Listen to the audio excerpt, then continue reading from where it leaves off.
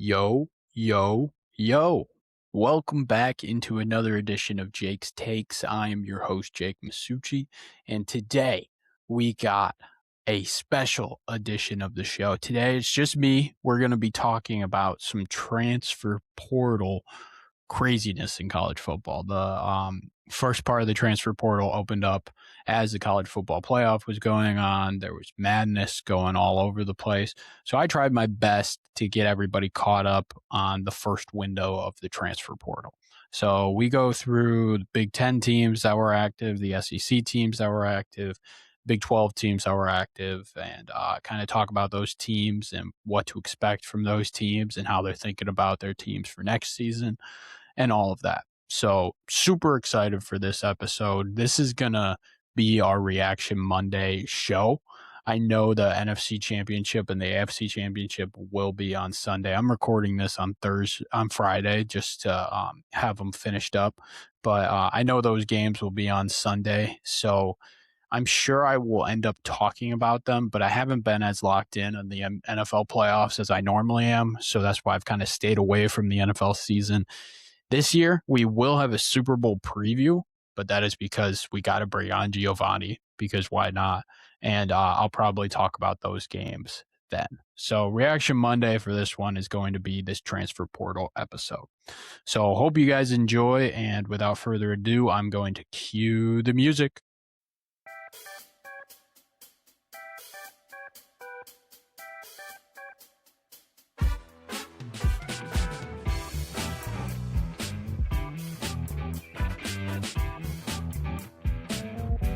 All right, welcome back into the show, and let's get right into it. We're going to be talking about the transfer portal, the first portal window kind of open for everybody, especially since the college football playoff ended and everything going on. So you saw a lot of teams that were really active throughout this portal first opening. So I kind of wanted to talk about some of the main teams that got the best guys, mostly centering on those teams that, we might have saw be really good last year. We might have saw get new coaches, et cetera. So what I did was I went on ESPN, focused on the top 50 transfers that they ranked, and then kind of figured out, okay, who went after most of those top 50 guys, how are they kind of building their team, et cetera, asking those types of questions. So we're going to center it from the Big 12 teams going after it, the Big 10 teams going after it,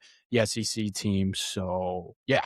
So let's get right into it. We're going to start in the Big 10 because since that's really the main conference that we talk about on this show, since I'm a Michigan guy, Big 10, all of that. So let's start with, I think the main team that was really active throughout this portal window was Indiana. They were all over the place, which is kind of crazy to think about because they just won the national title. Like, why do you think they're going after guys in the portal right now? And it's because Cignetti's not here for just one title. He's here for sustained success, sustaining the program that he's built. And I mean, that's one of the things I'm like, wow, like he's building his team for next year while he's competing for this championship, and he's supposed to be preparing for Miami, preparing for Oregon and all of these things. So what he was doing in the portal, I was like, okay, like this is pretty impressive. So Indiana, what they mainly focused on was the offensive end, since they're going to be losing a lot. The main guy that you'll see everybody talk about is the quarterback that they got, and that's Josh Hoover. Josh Hoover was at TCU last year, and throughout the year, he was really sensational. Like he had moments of like really stardom for him, because especially at the beginning of the year, you're seeing TCU and you're seeing some of his games where he's throwing for 300 yards and really like, all over the stat sheet. And if you're just a stat watcher, you're like, oh, TCU's winning. And he's having games where he's going 350, 3 touchdowns, 0 interceptions. And you're like, man, like this guy might be legit. Looking at some of the stats, he had 31 straight starts when he was at TCU, 9,629 pass yards, 71 passing touchdowns, which is the most among returning FBS quarterbacks. But the main reason why I think Indiana really centered in on Josh Hoover and they were like, okay, this is their guy, is if you look deep into the numbers, the number one RPO player throughout the whole year was Fernando Mendoza. Number 2 was Josh Hoover.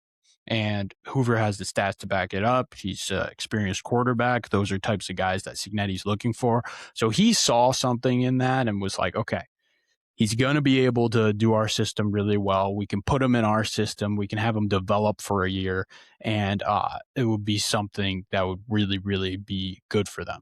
And I mean, I think it's just a perfect fit. Like right from the jump, I think he's going to be sensational. He's a career 65% passer.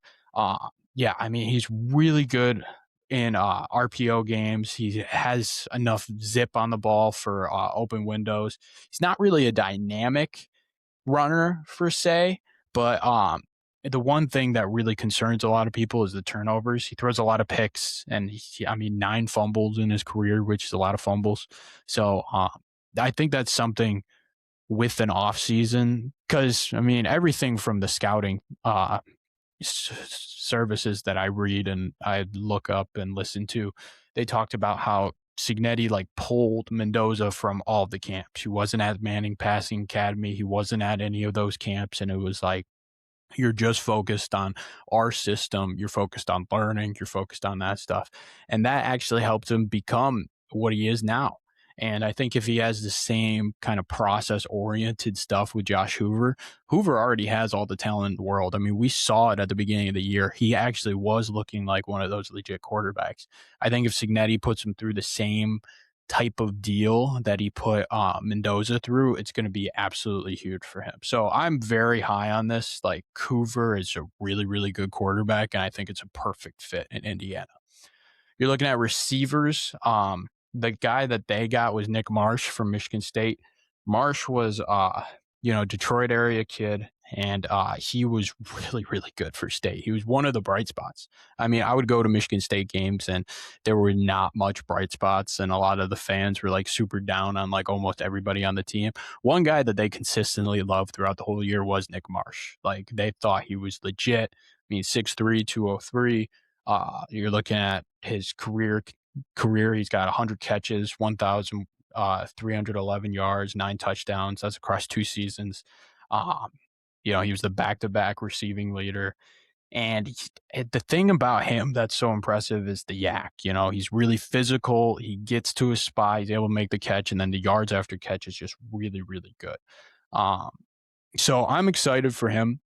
I think he's going to be a good fit there. Like you saw how talented Mark Cooper was for them, and just how much of a big role he played for them. And they had a couple of other guys on the edges that were really huge for them as well. So you might see a lot of those back shoulder throws like we saw throughout the year between Hoover and Nick Marsh. But those are the 2 main guys that they went after in the portal. And then they also really looked at increasing their offensive line as well. They went and got a guard.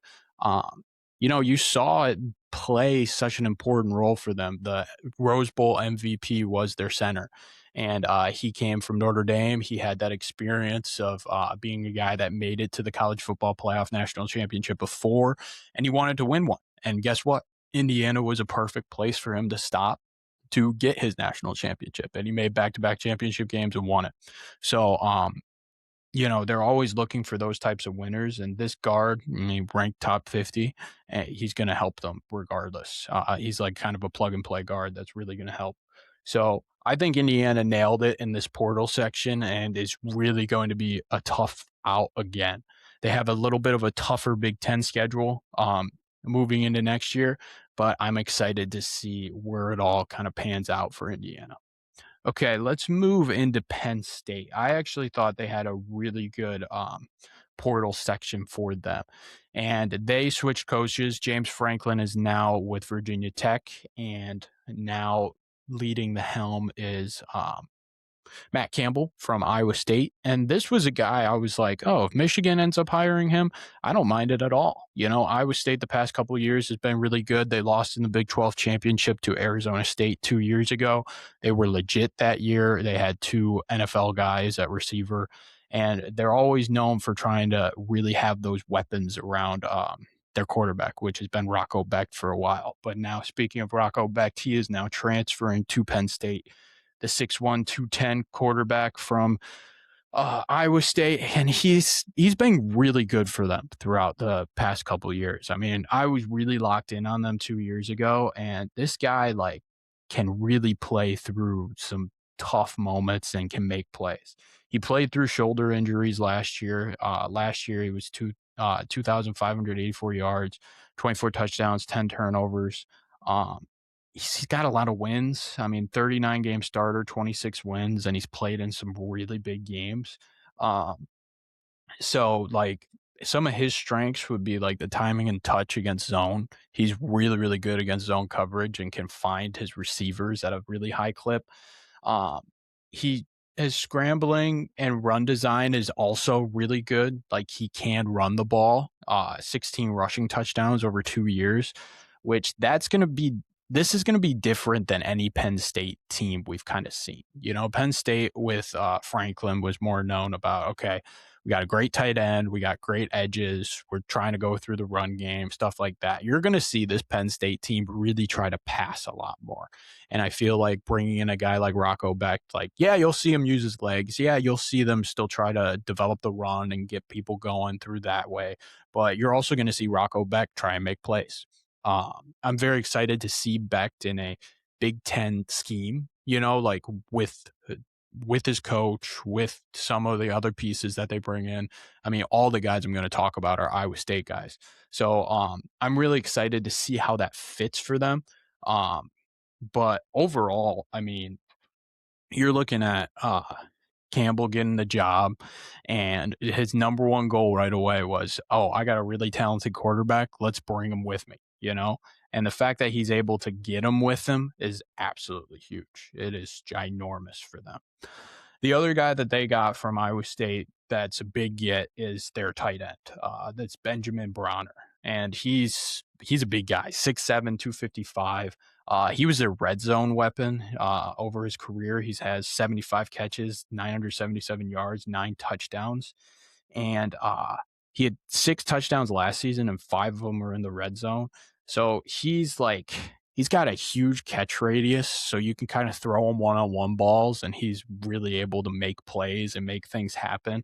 Um, Probably the one thing, like if you're looking at it NFL scout wise and you're trying to dive deep into it, he's still developing and blocking, which is really important. But overall, I think Bronner's just that's a huge get. You know, it's huge to have a tight end. It's huge to have that weapon in order to help your team. So I'm excited to see Penn State how they grow. They also brought in a safety from Iowa State, Marcus Neal Jr., who, I mean, for them, he's like a safety type linebacker hybrid. I mean, 77 tackles in his career, which is crazy, and he's really good against the run.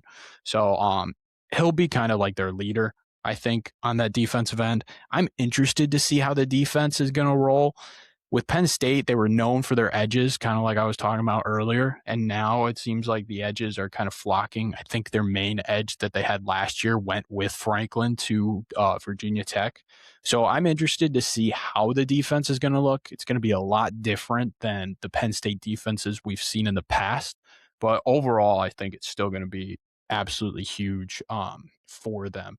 And I'm excited to see it. I mean, it's just a different Penn State's team than we've seen in a long time, and they're expecting to win right away. You know, they're not expecting to be one of those teams that's not winning 10 games. You know, and I mean, Iowa State was able to win 10 games in the Big 12. They dealt with a lot of injuries last year. So I'm excited to see how Campbell brings in his guys to Penn State and if they can turn it around in 1 year or if it's going to take some time. You know, this is Rocco Becht's last year.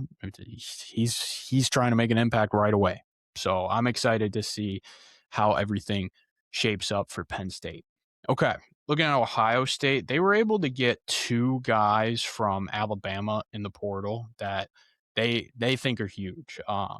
Rousseau, who's an edge slash linebacker, he was a former 5-star and like had some early production. You know, he's really good at setting the edge and drop coverage as well.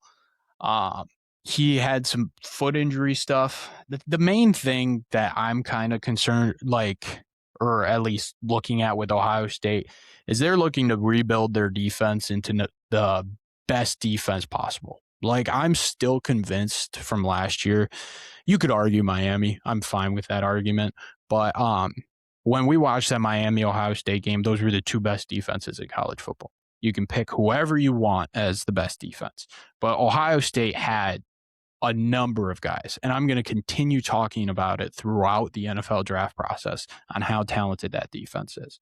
And now that Matt Patricia's still there, I think Patricia's like, okay, like this was so important to the value of our team, having a defense that was absolutely dominant. So let's do it again. Let's build through the portal. Let's get guys that we like, that are disciplined, can play our system, can do all of that. And that's what they were trying to get. They got D tackle from Bama and they got an edge from Bama. So settling, I think the run first mentality of stopping the run, forcing them to pass over the top, getting them in the long third downs, because that's the main thing in college football. If you can get an average quarterback in a long third down type of feel, then it's going to be very tough for them to consistently get first downs. And that's how a lot of defenses roll. Ohio State is no exception. So I'm very excited to see Ohio State if they can rebuild that number one tier defense. Julian Sayin is going to be older, so he probably going to be way better. They still have a pretty solid O-line. You still have Jeremiah Smith. Ohio State's going to be a clear number one tier offense. So what will the defense look like? Can they bring in enough guys in the portal to really sustain something? And getting two top 50 guys right off the bat, helping at D tackle, helping at edge, is really going to help you within the run schemes. Now, can you replace a guy like Caleb Downs? Can you replace some of your corners that are leaving? That's going to be very interesting for me to see with Ohio State. So I'm excited about that there. Okay, let's focus on Michigan. Michigan bringing in Kyle Whittingham. That means they're bringing in a lot of Utah guys. And that's kind of how it worked for Michigan. They brought in an edge, corner, and tight end. The corner is Smith Snowden, who has one more year left. He was a 2-year starter at Utah. And, I mean, Smith Snowden was near the bottom of the top 50 rankings, but like for them, he has 4 interception on his career, 7 batted passes, and he sometimes uses a returner too. So you might see him as that athletic guy, like trying to make plays on the punt return and stuff like that. He's more of like a route jumper trying to get interceptions. He's got good speed and can bat the ball down. Those kind of players concern me a little bit because it's like, oh, they're super aggressive. But if you're looking at like a Travion Diggs in the NFL, he's super aggressive and going all out for interceptions. But that means that quarterbacks like to target him because he's trying to go for the interception. He's not trying to go for the pass breakup. He's not trying to go for, he's trying to make the play by himself. And if he doesn't make the play, guess what? It's a 30-yard gain or a touchdown, you know? So those type of players concern me a little bit. But I think Snowden, with his athletic ability to return the ball and things of that nature, will be an absolutely huge gift for Michigan. So adding to that secondary, the secondary has always been a little bit of a problem for Michigan. I mean, the Harbaugh years, it wasn't, and when you have like Jesse Minter and all that. But with Wink's teams, like they've had solid secondary. They always try to build the edges really well. So I'm excited to see it. I think it'll be solid going through there. Other Utah guys that Michigan got. So the main guy that they got was the edge, John Henry Daly. And he was at Utah. He was really, really good throughout the whole year. Like this will be a guy that will be a flat out star immediately. You know, he had an All-American season, 17.5 tackles for losses and 11.5 sacks in 11 games, you know, which is absolutely ridiculous.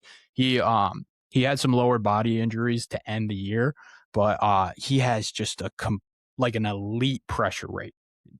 It is ridiculous. Like he's going to be plug and play right away, really good against the run. And the thing is that everybody loves about him is he's super strong and his motor is just awesome. And those are like power rush type guys. Like you're looking at like a Ruben Bain, you're looking at like an Akeem Mesidor, like fast, strong guys that are going right down your throat and getting to the quarterback. I mean, I'm hoping he's like a David Bailey type um from Texas Tech. And Texas Tech is another team that really built the D line that we'll go through later on. But I'm really excited to see how Henry Daly impacts Michigan. And if he turns into one of those guys where it's like, this guy's like Rashad Gary, he's going to be near the top of the draft, you know?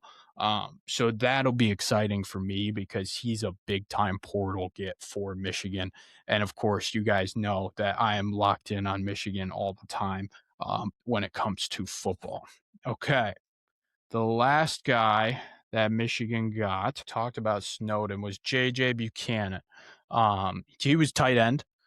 Michigan hasn't had great tight ends. I mean, Colson Loveland was the main guy that we had a couple years ago, but he's a young guy. He's going to be a young guy that I think develops within the system. Uh, as a freshman, he was very impactful as a hybrid receiver. 26 catches, 427 yards, and 5 touchdowns, and was a strong finish to the season. Of course, him being a freshman, like that's absolutely huge production. And something that Bryce Underwood could definitely work with. You know, he's known for his jump ball winners, and the blocking is a developmental thing for him. So blocking is going to be something to watch out for. But having another weapon coming in for Bryce is going to be important. And of course, you would like him to be an elite blocker right off the bat. But the fact that he does have 3 more years left really is a good sign for me. Like, okay, this guy could develop, this guy can figure it out and grow within Michigan's system. So that is the Big Ten. We are going to move on to the SEC after the break.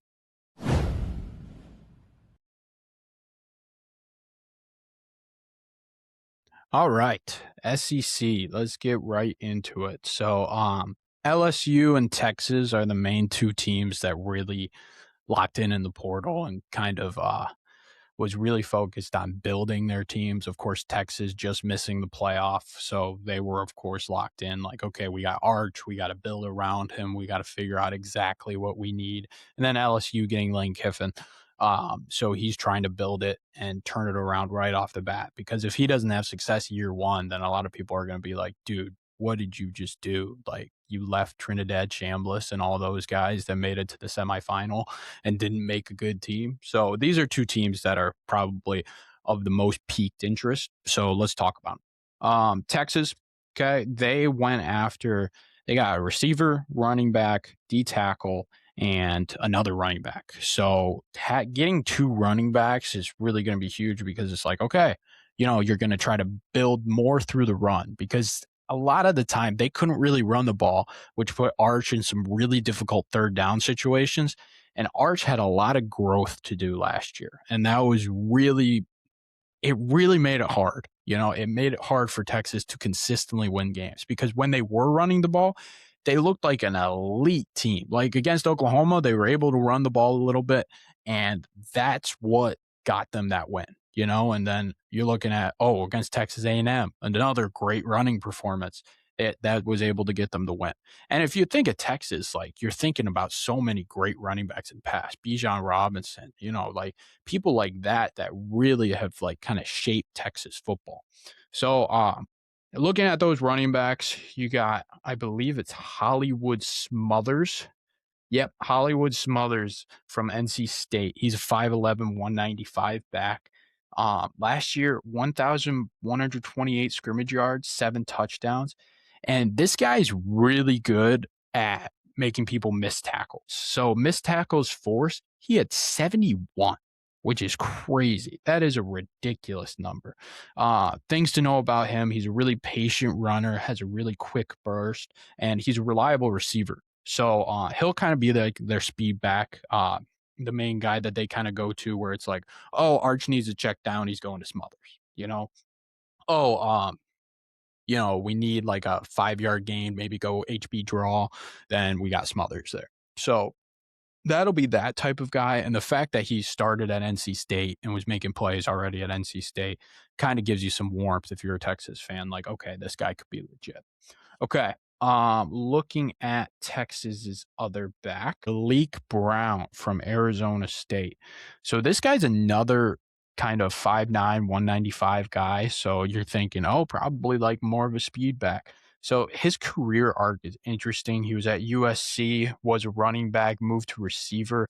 Then he went to Arizona State and went back to a running back. And he had a really good 2025 season, 1,446 scrimmage yards. And for this guy, it's like elite short area quickness. So he can catch the ball. You know, he's known for his receiving a little bit. And he's not really like a guy where it's like, oh, he's pure like between tackles, you know, he's gonna go right down your throat type guy. So that kind of makes it interesting to me because when I'm looking at backs, it's like, oh, I want an elusive back and a power back. And these two guys kind of seem like, oh, they're both kind of elusive backs. Maybe Brown isn't the type of guy where he's going to grind through you to get some plays, but maybe Hollywood Smothers would. So I'm very excited to see the uniqueness between these two because it seems like they play a similar style. And it'll be interesting to see kind of how Sark mixes and matches between the two. And what's also interesting for me to see is like, if you're Texas, you need to build that O line. The O line was the trouble. Arch didn't have that much time. He couldn't be patient in the pocket. If his first read wasn't there, then he's probably most likely getting sacked. So you're seeing an emphasis on, okay, we need running backs. There should be also an emphasis on, okay, we need O linemen. And one of the guys to look out for that hasn't made a decision is offensive tackle Jordan Seaton from Colorado. He's the fourth guy on the transfer portal top 50, and he'll be a guy like if Texas is able to land him because I know they're going after him really hard. That they'd be awesome. Like that would be a big time get for them. They continue to build the guards, continue to build some of that depth. It's really only going to help them. So I'm really interested to see how Texas continues to build that aspect of their offense. And I'm excited for that. The outside threat that they got at receiver is the number 2 guy, which is Cam Coleman. And he's one of my favorite guys. Like he is so athletic. Throughout the last season, he had 93 catches, 1,306 yards, 13 touchdowns, this was in his true freshman season. He was a number 5 overall recruit in the 2024 class.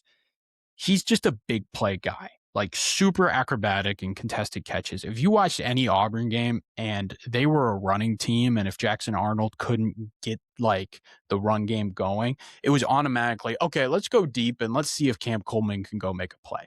And he made plays like every time you're looking up. Like it was just unbelievable how talented this guy truly is. And the fact that he is number 2 doesn't surprise me at all.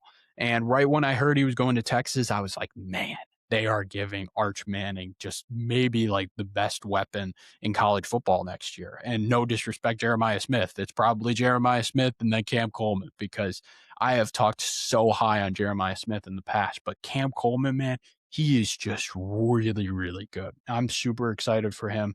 For him, if you're looking at like, okay, he's really good at contested catches. What else does he do? He's really good at deep ball tracking. He has a tremendous amount of yak speed, so he can get yards after the catch. There are some drop things to be a little concerned about. That's something we saw with Ryan Williams and how much it really affected him.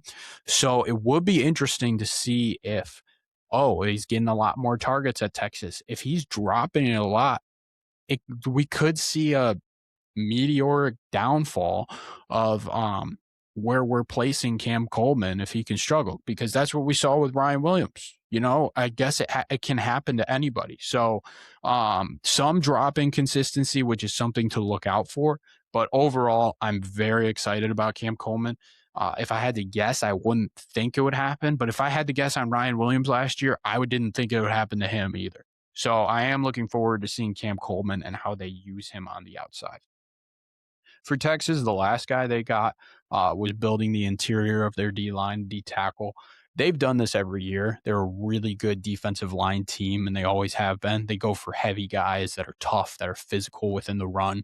And I think, of course, you're going through that. They had a good defense last year, so I'm looking forward to seeing how it meshes up and how things go. But like what they needed to do was go after offensive weapons, and I think they did a good job of getting some. I'm excited to see how Sark implements them in their offense. Okay, let's move to LSU and Lane Kiffin. So they got a quarterback, an edge, and a safety. So the quarterback that they got was Sam Levitt from Arizona State. So let's talk about him. So Sam Levitt is ranked number 3 on the transfer portal list on ESPN, and he was he was pretty solid the last couple of years. His breakout was 2024, where he had 3,328 total yards, 29 touchdowns, 6 interceptions, and was awesome. Led Arizona State to the playoff. They looked phenomenal throughout the whole year. Almost beat Texas, couldn't get it done. He's legit. In 2025, he had a foot injury that really, kind of hindered how he was playing. But everybody's seen Levitt when it's working. And when it's working, he's a tough guy to deal with. So he was a big time guy where it was like, if you can get him in the portal, this is really going to help you. So Lane went all in on him. I'm interested to see how he's used. Lane clearly knew exactly what type of quarterback he wanted to get in Baton Rouge. So I'm excited to see how Lane handles it and how he wants to structure his offense. There's a lot of question marks on, okay, what is Lane's vision for this LSU team? So I'm excited for that. Okay. The edge that they got was Princewell. I'm not going to be able to say the last name. It starts with a U, but he's a big time edge. He's top. He's the 6th player on the transfer portal list, so an absolutely huge gift for them. He was at Ole Miss, so he's following Lane to LSU. He's got one more year of eligibility. He had 40 pressures last year, which was 3rd in the SEC, 13 tackles for loss, 9 sacks. He's super long, explosive get off, active hands. He's got a lot. If you're looking at edges, he's number 1 ranked edge in the transfer portal class. This guy's going to be a problem throughout the whole year. So LSU got themselves, if you play Madden or if you play NCAA, they got themselves a star edge where you're like, okay, we got to worry about him every time. Will he be as impactful as Ruben Bain? Will he be as impactful as Akeem Mesidor? I don't know. If you rank the top edge, you probably should be. But those guys are also like once in a generation type NFL prospects, like that consistently were that edge presence that was a problem. There have been some guys that have been unbelievable NFL prospects, but they can't consistently do it because they get tired, which is fine. Jalen Carter and the Georgia defensive linemen are partly that, because they do sub so much and they do sub and all that. So I'm interested to see how his play style is, because I wasn't locked in on Ole Miss's defense throughout the year because I consider them an average defense, and that's kind of what they were. They did enough to get the job done within the college football playoff, especially against Georgia, but that matchup was good for them throughout the whole year.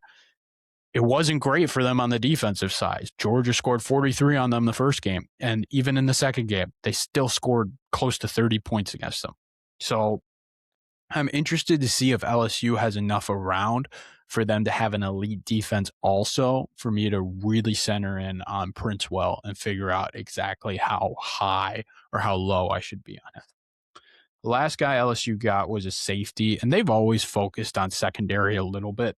So I'm interested to see, again, how the defense is going to be structured, how Lane wants things. Will he be more focused on the defensive end? Does he not want to have the Ole Miss where you have some weapons, but it's not like one of the best defenses in college football? Does he try to build a really, really good defense and then say, okay, I can figure out the offense? Or will he just try to surround Levitt with talent right away and they're trying to score more than everybody else? I think that's going to be an exciting kind of mold on how Lane tries to figure out how he wants to build his team. Okay, so that is mainly the SEC. Let's go to the Big 12 because the Big 12 was really focused on this portal section of trying to be a little bit more expansive.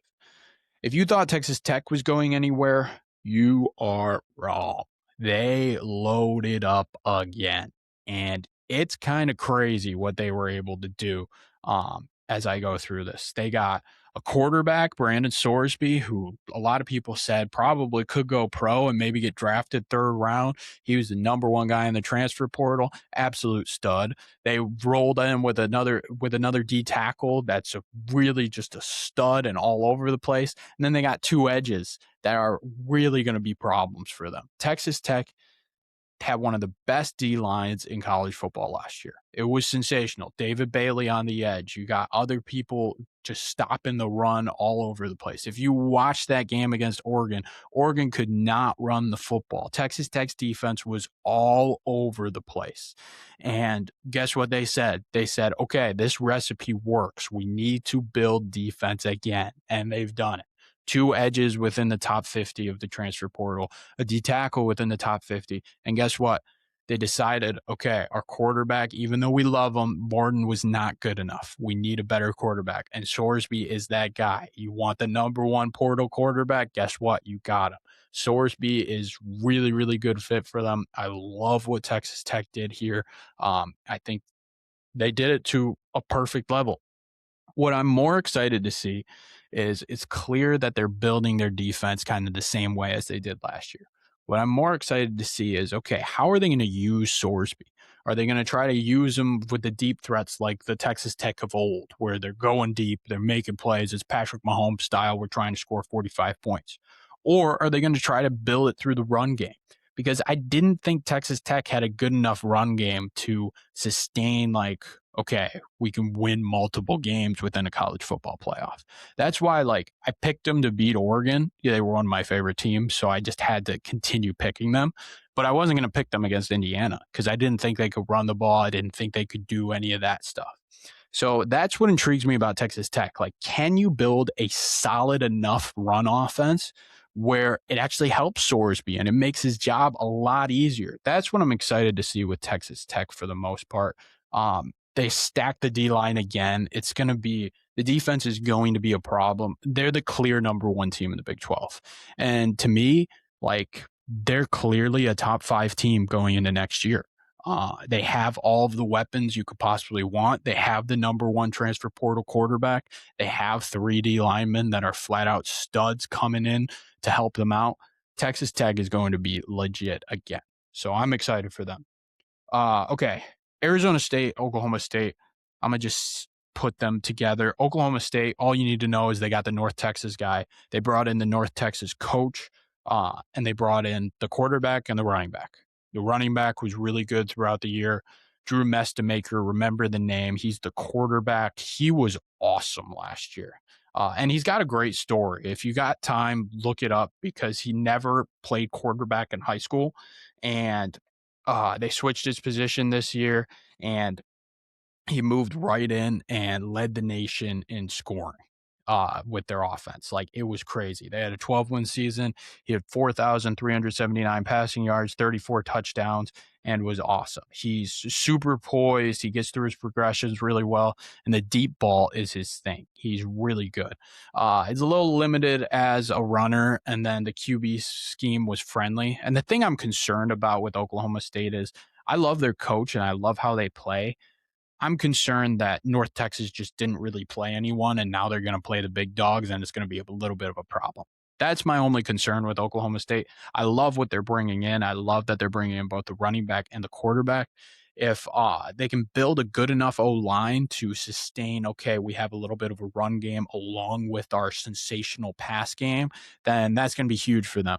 And I think they'll be a really big-time offense to deal with and a little bit of a problem. But, like, once you get into Big 12 play, you're playing against all those teams that they have just as much talent as you up front. And I think that's going to cause them a little bit of problems. So my take on Oklahoma State for right now, I mean, it could change if they build through the portal with the O line and the D line. But my take on them right now is they're going to start out on fire, like America's team, and then it's going to fall off a cliff. Um, the only way to avoid that is to try to build through the O line a little bit and build your D line as well. So I'm looking forward to seeing what Oklahoma State can do on that front. The last Big 12 team we're going to talk about is Arizona State. They got two weapons on the outside at receiver to look out for. Kenny Dillingham loves to play through receivers on the outside, as I talked about with Levitt in the past. Like they had Jordan Tyson, who's going to be near a first round receiver, and he was like, okay, if we're able to have weapons on the outside, it makes our quarterback's life so much easier. So I'm excited to see who their new quarterback is, and I'm excited to see how they integrate these new weapons that they're bringing in. So those are the main type portal things within the first action of the portal. So if you missed out on anything in the transfer portal, this is the podcast for you.